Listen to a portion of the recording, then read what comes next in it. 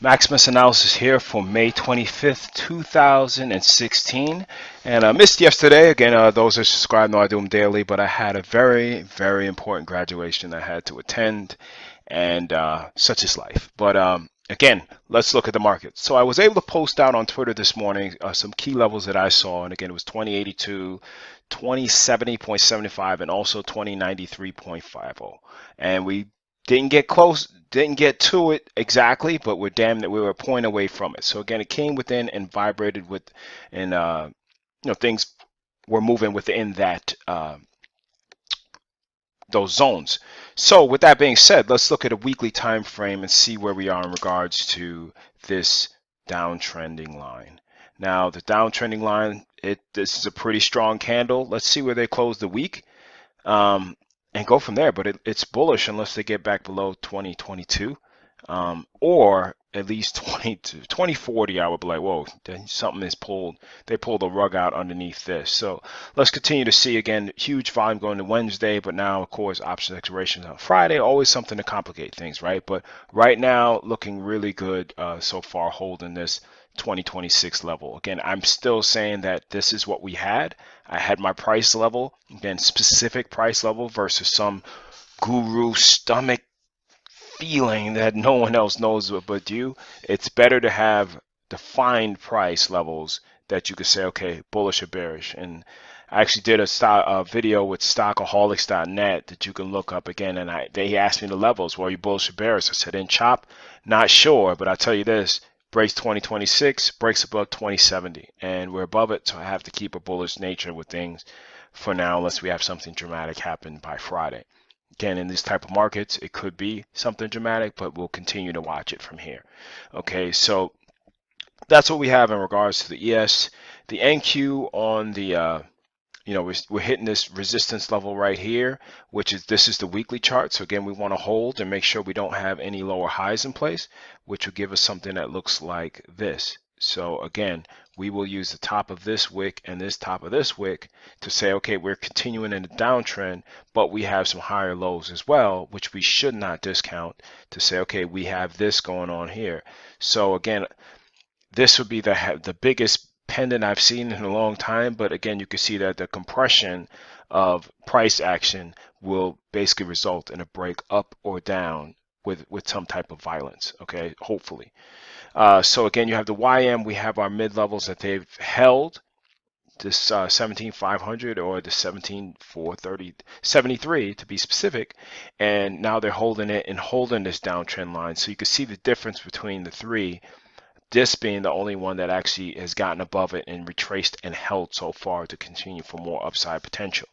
Now, going to a daily time frame, let's look at crude and see that we're close to that $50 mark, actually very close, but we'll continue to see how this one plays out, because this is a long run. And if we look on the weekly time frame to see where we are in regards to this, let's look at something. Yep.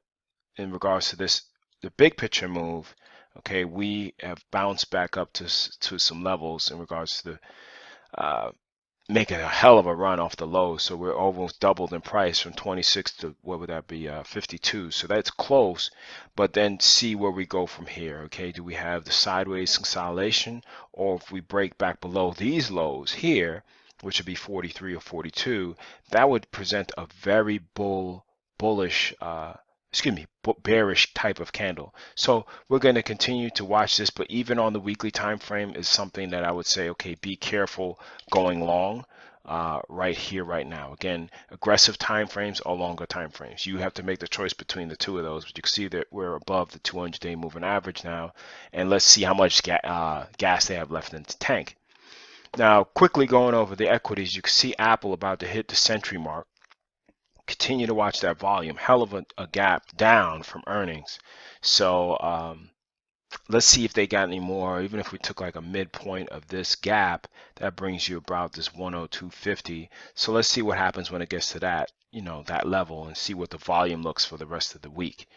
Baba dumped $5. So again, this one was trading sideways for such a long time. If I go to the weekly time frame on Alibaba, you can see how sideways it's been coiling.